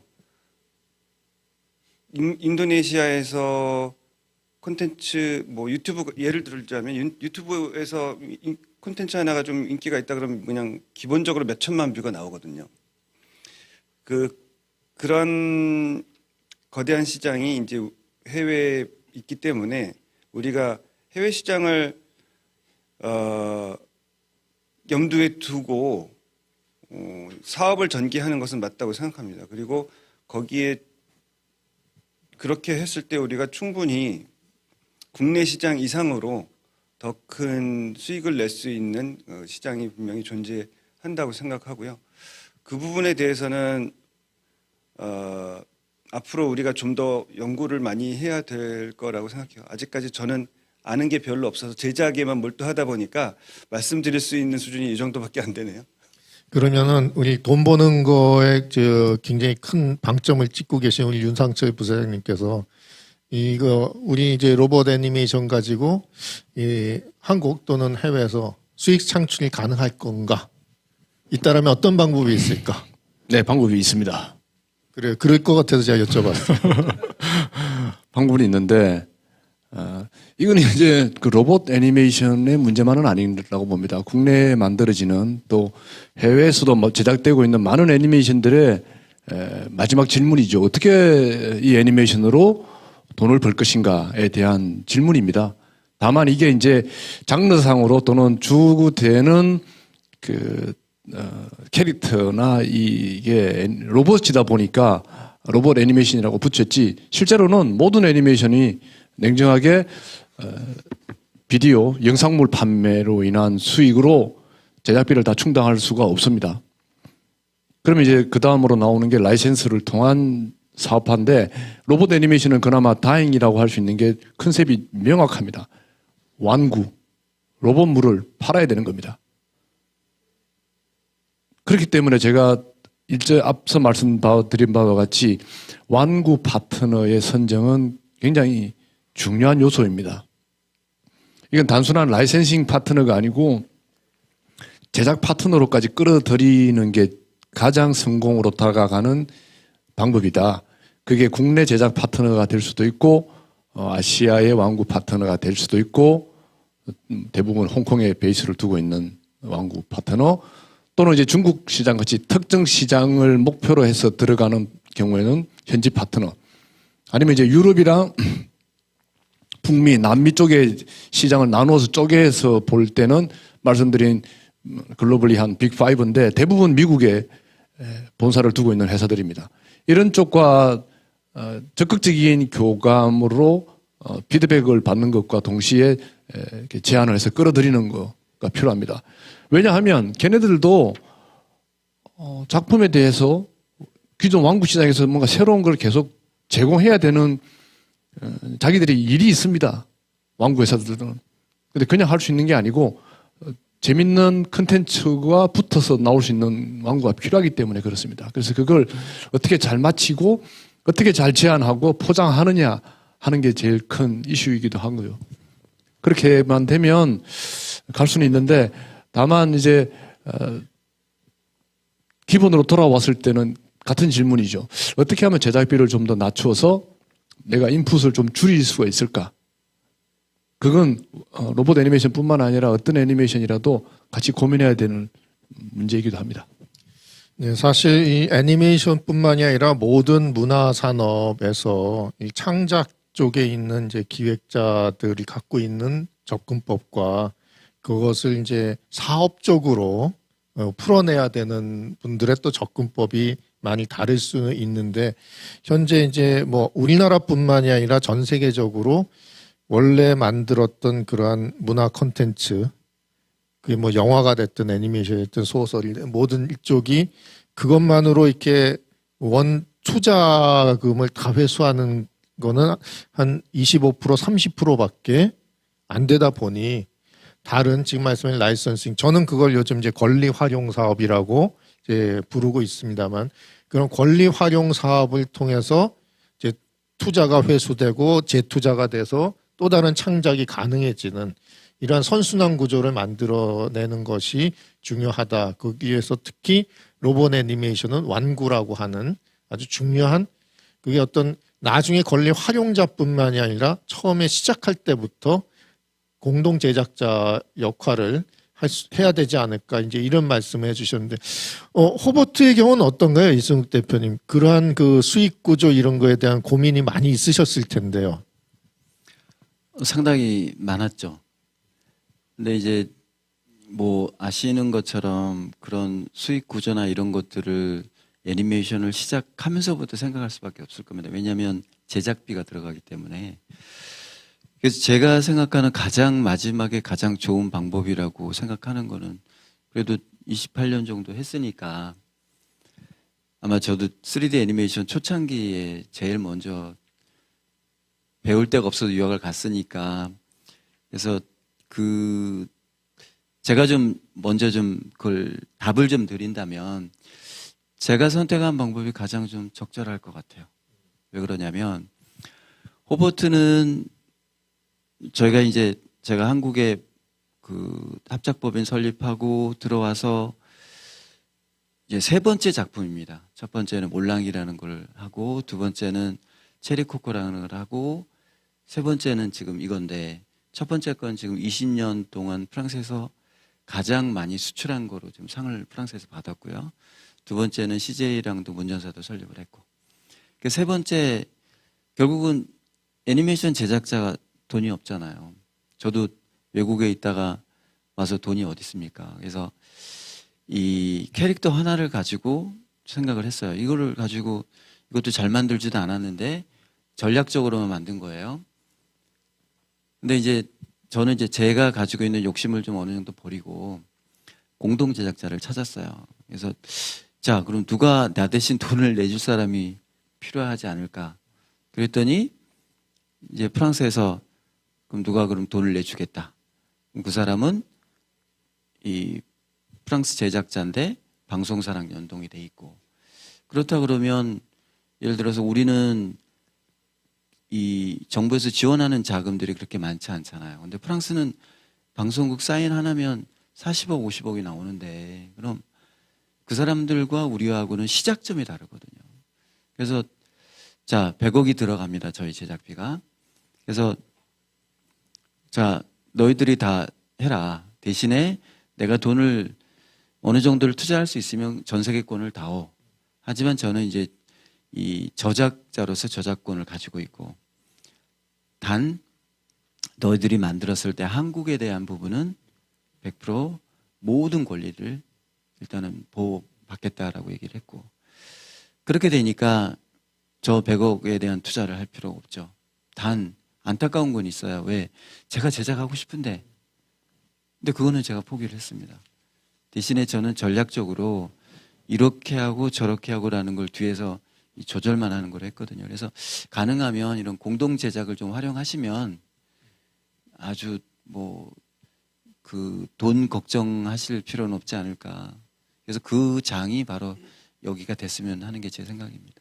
사실 프랑스 같은 경우는 이제 나중에 이제 이게 편성만 확정되면 또 소프트원에 대한 그 리펀드가 거의 제도화돼 있는 그런 것들이 좀 있지 않습니까?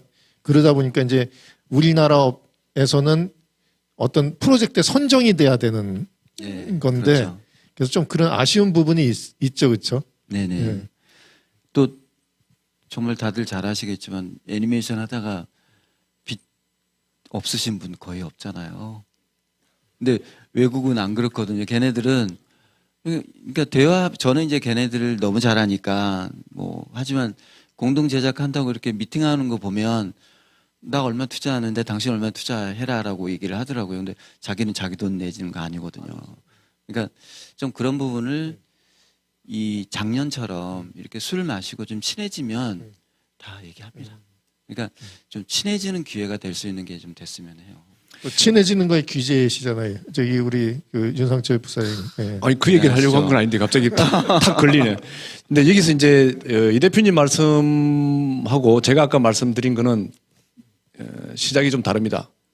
그래서 저는 로봇 애니메이션으로 어떻게 돈을 벌 것인가에 대한 전공법을 말씀을 드린 거고, 이 대표님 말씀은 로봇 제작비를 어떻게 해지할 것인가의 방점이 다르기 때문에 그거 두 개를 그럼 같이 하면 되지 않겠냐? 같이 하기 어렵습니다. 이제 그렇게 이해를 하시면 되고, 리스크는 당연히 해지해야죠. 그러나 리스크를 해지한 만큼 또다시 포기해야 되는 게 있습니다. 그 포기해야 되는 거를 내가 감당할 수 있느냐에 없느냐에 대한 판단의 문제이기 때문에 길이 없는 건 아니지만 그만큼 큰 돈을 벌 기회는 또 같이 좀 포기해야 된다. 그렇게 말씀드리고요. 친해지는 방법은 이따가 따로 친해질 때 얘기하겠습니다. 그래. 지금 이제 유럽의 프랑스 이해 드셨는데 정 대표님은 이제 또 중국하고 그러한 이제 그 수익 모델 때문에도 그렇고 협력 관계를 이제 잘 해오고 계신데 네. 부탁드립니다. 그 애니메이션 로봇 애니메이션 같은 경우는 그 왕구의 흥행이 성패를 좌우하죠. 그래서 아까 말씀하신 대로 왕구사 선정이 되게 중요하고요. 또 왕구사 선정이 뭐 잘 됐다고 애니메이션이 재미가 없는데 왕구가 팔릴 리가 또 없어요. 그래서 근데 그 왕구 파트너 또 아까 공동 제작 파트너 이런 조건을 다 맞추고 또 작품을 또 되게 잘 만들어야 되고 이런 게 사실은 굉장히 처음부터 어려워요, 제작자들한테는. 그래서 너무 많은 고려하지 마시고 일단은 잘 만들어서 좋은 파트너를 만나려는 노력을 하는 게 중요할 것 같고요. 그리고 아까 이게 글로벌에서 승행 수익 창출이 가능하냐? 이건 뭐 가능은 하죠. 저희도 하고 있고. 근데 뭐 쉬운 일은 아니고 그렇고 일반적으로 적용되지도 않는 것 같고. 그리고 저희가 아까 이 글로벌의 또 해외 시장에서 어떤 규제라던가 그들의 문화 정서 이런 얘기했는데 이게 그냥 그 사람들이 그냥 만들어 놔서 니네가 맞춰 꼭 그러는 문제가 아니고요. 제가 가만히 이쪽 영미권이나 이제 프랑스 쪽에 사실 글로벌이라고 하면 영미권이에요. 통용적으로는. 근데 거기 제작자들이나 방송사들이 하는 그 관점이 저희가 제작하는 거랑 조금 다른 것 같아요. 그러니까 뭐냐면 아이를 보는 관점. 특히나 저희가 로봇 애니메이션이 국내에서 타겟이 5세에서 7세 정도 타겟이거든요. 그러면 그 아이들한테 어떤 영향을 줄 것이냐를 굉장히 따져요. 근데 그게 그냥 걔네들이 까다롭게 구는 게 아니라 실제 우리나라에서도 점점 그렇게 되고 있어요. 부모들이 지금 뭐 성평등이라든가 여러 가지 이런 인식들이 굉장히 빠르게 바뀌고 있잖아요.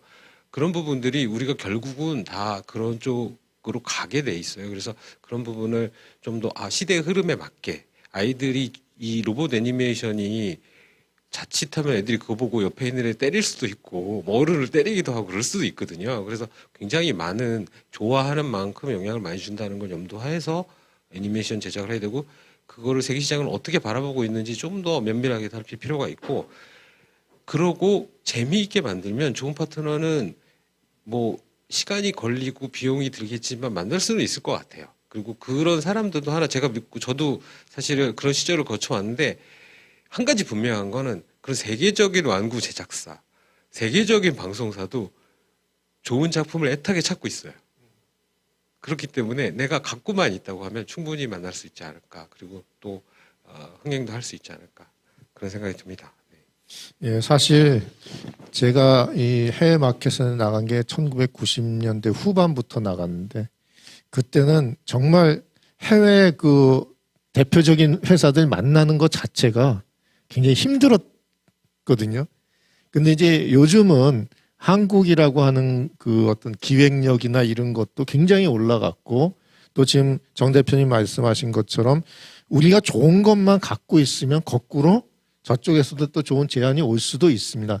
그럼에도 불구하고 이제 조금 그러한 그 국제 간에 아까 이제 윤상철 부사님 말씀하신 그 친해지고 또 이성욱 대표님이 아마 원하시는 것도 외국 분들도 여기 오셔갖고 많은 한국 분들과 이런 교류를 할 수 있는 기회가 제공되면 더 진솔하고 이런 얘기가 오갈 수 있지 않을까 하는 그런 생각은 해보고요.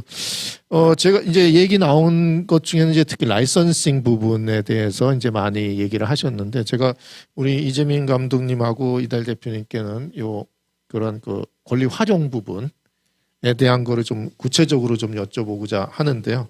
이 뭐 로봇 애니메이션이라고 하는 것이 이러한 그 완구, 문구 뭐 이런 거하고 굉장히 밀접한데 과연 이것이 뭐 그동안의 어떤 경험 또는 앞으로 이렇게 바뀌어 나갈 것 같다 하는 어떤 즉 애니메이션과 이 완구 사업 또는 그 활용 사업 이쪽의 관계에 대해서 어떤 생각을 갖고 계실까요? 저는 그 기존의 완구 사업들이 보통 이제 유행을 많이 따르는 경향이 좀 있다고 봅니다. 그 기존의 트랜스포머나 뭐 일본의 건담 그런 것들이 있듯이 국내에도 이제 거의 뭐 또봇을 하셨지만 또봇도 어떻게 따지고 보면 이렇게 거슬러 올라가면 결국에는 트랜스포머가 원류가 될 수 있지 않나라고 보는데 지금도 영실업에서 하고 있는 뭐 또봇부이나 이런 것도 같이 저희도 하고 있는데 결국에는 원하는 그 완구사들이 원하는 것들은 다 유행을 하고 거기서 이제 수익을 걷어들이는 게 목적이기 때문에 제작사들이 가지고 있는 좀 독창적인 아이디어가 있는 완구나 이런 것들은 약간 결국에는 변형이 되기 마련이에요. 저희가 이제 파이어 로보를 처음 시작할 때도 물론 저희는 약간 아이언맨을 살짝 모티브로 잡긴 했었지만 네, 완구가 지금과 같은 형태로 나온다고는 생각하지 않았었습니다. 그런데 그 시절에 이제 유행했던 것들은 그 전대물에 있던 이제 가면 라이더의 뭐 벨트, 뭐 총, 칼 이런 것들이 그때 유행을 타고 있었던 시기라서 저희 완구도 뭐 액션 구조물인데 거기에 슈트를 입은 액션 구조물인데 슈트 입은 메카닉은 조금 이제 뒷전, 그리고 이제 뭐 소방 도끼나 뭐 소화기 이런 것들이 이제 메인 완구로 들어가면서 원래 기대했던 것과는 이제 조금 변형이 되어 있는 그런 상태로 제품이 출시됐고요.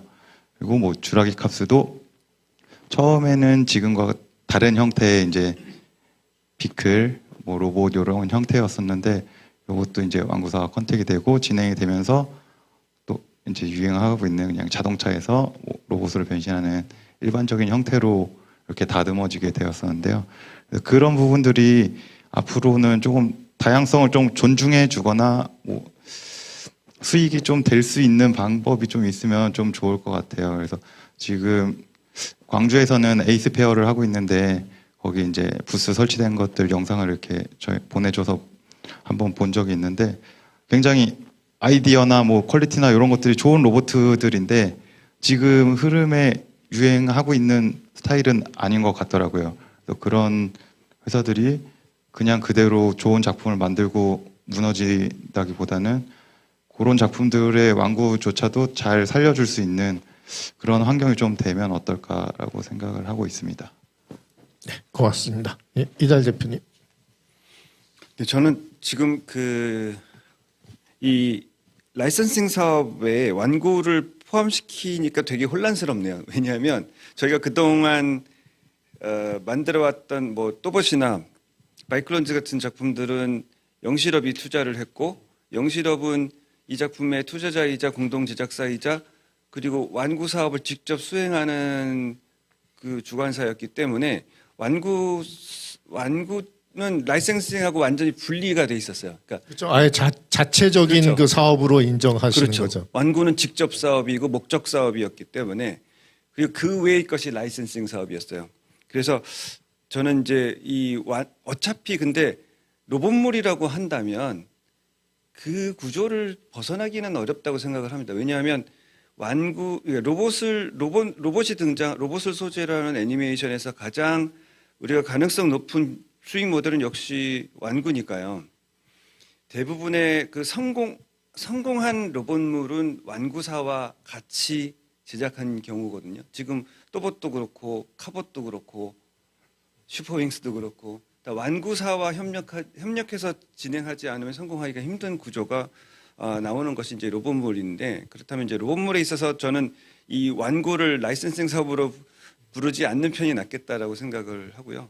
그래서 완구 이외의 다른 사업, 권리 활용 사업을 이제 저희가 라이센싱 사업이라고 부른다고 한다면 사실 저희 또봇을 처음 시작할 때만 해도 라이센싱 사업은 별로 그다지 중요하게 생각하지도 않았어요. 그냥 오로지 완구 그 변신 로봇 장난감을 팔아서 그 수익을 내야 된다는 생각만 가지고 있었고, 저희한테 그런 제안도 하셨었어요. 영실업에서 라이센싱 사업권은 너네가 줘. 완구 사업 우리가 할 테니까. 근데 제가 그거를 받지 않았던 걸 엄청 후회하고 그 정말 잘못하신. 그러니까 그게 얼마나 중요한 거였는지를 개념이 모르셨던 없었어요. 거죠. 네네. 예. 아무튼 그 당시에는 그걸 그렇게 영실업도 그렇고 저희도 그렇고 그다지 중요하게 생각하지 않았는데 이 작품이 인기가 올라가면 올라갈수록 라이센싱 상품들이 이제 점점 많아지더라고요. 라이센스들이 점점 많이 연락이 오고 한 300~400종 가량의 상품이 나중에는 이제 만들어지게 됐는데 결국에 2015년쯤 14년 15년쯤에 이르렀을 때는 완구 매출이 여전히 이제 라이센싱 매출에 비해서 훨씬 높지만 10배 정도 됐는데요. 수익률로 따지면 투자 대비 수익률로 따지면요.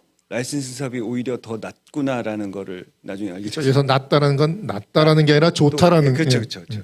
오히려 더 수익성이 좋구나라는 생각을 그때 이제 하기 시작한 거죠. 맞습니다. 왜냐하면 직접 만들면 제작비 또 재고, 그렇죠. 유통관리비 네. 이런 것들이 굉장히 어떻게 보면 우리가 흔히 이쪽에서 앞으로 남고 뒤로 까질 수 있는 그러한 것들이 있는데 권리 활용 사업은 사실 그렇지는 않거든요. 응?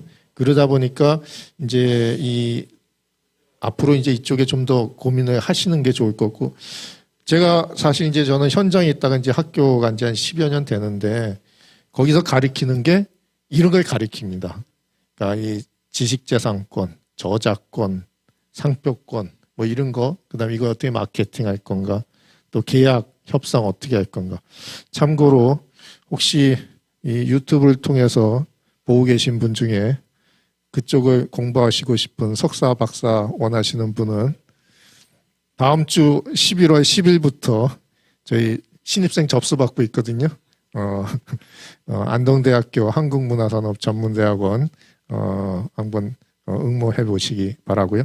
저희가 시간이 많이 됐습니다. 그래서 한 1분 정도씩 오늘 이제 여러 말씀 다 해주셨는데 우리 정기룬 대표님부터 순서대로 이렇게 쭉 돌아서 한 1분 정도씩 이제 지금 이거 보고 계신 아마 이제 대학생분들도 계실 거고 현장에 계신 분들 또는 이제 어떤 정책 입안하시거나 집행하시는 또는 일반인 분들께 하고 싶은 말씀 계시면 짧게 좀 부탁드리도록 하겠습니다. 참 올해 코로나 때문에 행사가 뭐 연초부터 한 개도 없어갖고 나중에 되니까 좀 처음엔 좀 편한 것 같다가 나중에 되니까 뭐 어딘가 이렇게 행사 참여하고 싶더라고요. 그런데 불러주셔서 너무 감사드리고요. 이 지금 와서 또 얘기를 나누고 보니까 이 자리가 되게 뜻깊구나. 그리고 또 아까 이달 대표님이 정체성을 확인하셨다고 그러는데 여러 가지 또 저도 생각을 하게 돼요. 그래서 이 영덕 국제 로봇 필름 페어가 앞으로 굉장히 많은 가능성을 갖고 있는 것 같고 또 이런 여러 가지 소통의 장과 또 그 업계 교류 또 해외 바이오와 및 여러 가지 만남들이 좀 앞으로 더 활성화되고 좀 잘 됐으면 좋겠고 충분히 가능한 것 같아요. 그리고 이걸로만 해도 괜히 많은 연관 산업과 주제들이 있을 것 같고 해서 큰 기대를 갖게 됐습니다. 네, 오늘 즐거운 시간 됐던 것 같아요. 네, 이재민 감독님.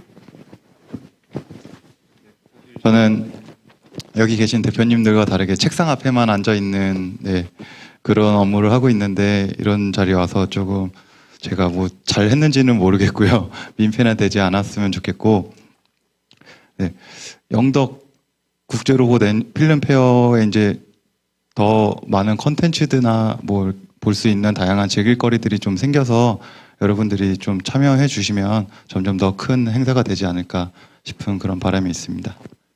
네, 감사합니다. 네, 이달 대표님. 네, 누구를 향해서 말을 해야 되는 건지 모르겠는데 어쨌건 저는 항상 제가 관심 있는 사람들은 젊은이들이에요. 어린이들이고 그래서 뭐 젊은 세대, 어린 세대에게 하고 싶은 말을 해야 될 것 같은데요. 사실 애니메이션을 저는 지금 25년 넘게 지금 만드는 일을 하고 있는데 요즘 들어서 좀 안타깝다는 생각이 드는 것은 젊은이들이 애니메이션을 깊이 하는 경향이 있어요. 특히 남학생들이 요즘 대학의 애니메이션과 가보면요 성비가 8:2, 9:1 이렇게 됩니다. 여학생이 거의 대부분이고요. 남학생들을 찾아보기가 어렵습니다. 거기에는 물론 여러 가지 이유가 있겠지만 아마도 제일 큰 이유는 애니메이션 힘들고 돈 벌기 쉽지 않고 뭐 이런 현실적인 이유가 아닐까 생각이 돼요. 근데 그런 면에 있어서 좀 더 민감하게 움직이는 것이 남학생들인 것 같고요. 근데 사실 오늘 이제 이 주제가 로봇 애니메이션이니까 로봇 애니메이션은 남자들의 전유물이라고 봐도 되거든요. 뭐 여자들도 로봇 좋아하지 말라는 법은 없지만 어쨌건 절대적으로 이 남자들이 더 선호하는 장르예요. 이것은 분명히.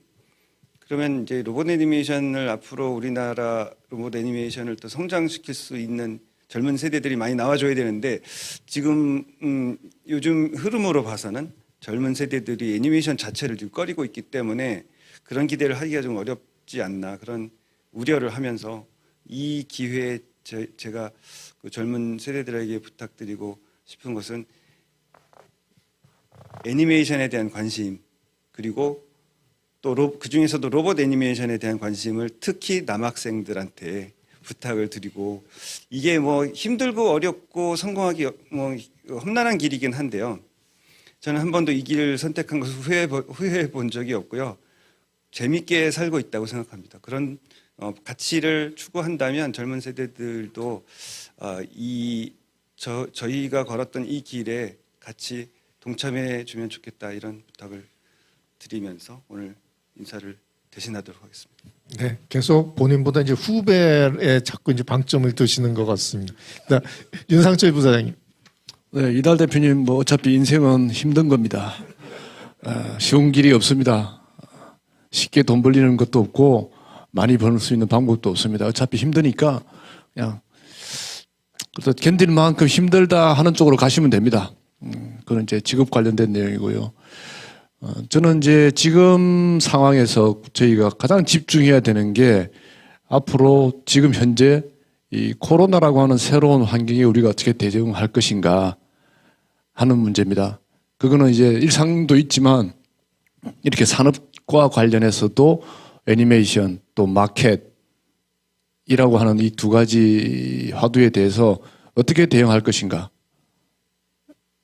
그 부분에 대한 이야기를 좀 더 해보고 고민할 수 있는 시간들 그리고 그게 솔루션이 어떤 형태로든 이 영덕이 시작한 로봇 관련된 애니메이션 축제가 오히려 좋은 기회로 삼아서 야 정말 그때 어찌 보면 코로나 때문에 그 행사가 더 빛이 나고 더 의미가 있어졌구나 하는 솔루션을 찾을 수 있는 기회가 되기를 바랍니다. 감사합니다.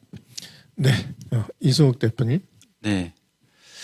저는 여기가 지금 오늘 국제 로봇 필름 페어에 대해서 영덕에 대해서 얘기를 하고 있는데, 그러니까 지금 저희가 준비하면서 이 로봇 필름 페어 말고 저희가 영덕 아트 스쿨을 지금 만들고 있습니다. 그래서 그 영덕 아트 스쿨은 지금 고등학교 과정이고요.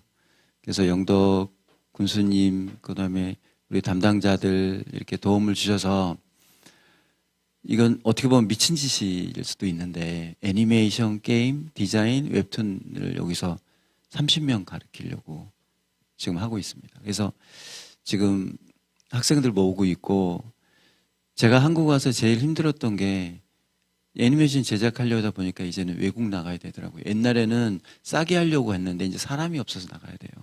그리고 제작하다 보니까 정말 너무 힘들더라고요. 밖에서 하청만 주다가 와서 일하는 거를 직접 정말 너무나 이게 뭔가 좀 잘못돼 있구나 생각이 들어서 지금 여기 보고 계시는 학생들 뭐 고등학생들이 있는지 모르겠지만 지금 고등학교 과정을 지금 만들어서 저희 목표는 제가 다른 거는 잘 모르지만 그래도 해외에서 오래 살았기 때문에 그 네트워크는 좀 있는 것 같아요. 그래서 그 아이들이 그러니까 해외에 나갈 수 있게 정말 제 목표는 정말 언젠가 이 아이들이 디즈니 뭐 유명한 학교란다. 그 회사에 취업할 수 있게 그 베이직을 만드는 거를 하고 있으니까 언제든지 영덕에 연락 주시고 연락 주시면 저희 학교에 들어올 수 있도록 저희가 그 기회를 드리도록 하겠습니다. 많이 도와주십시오. 감사합니다.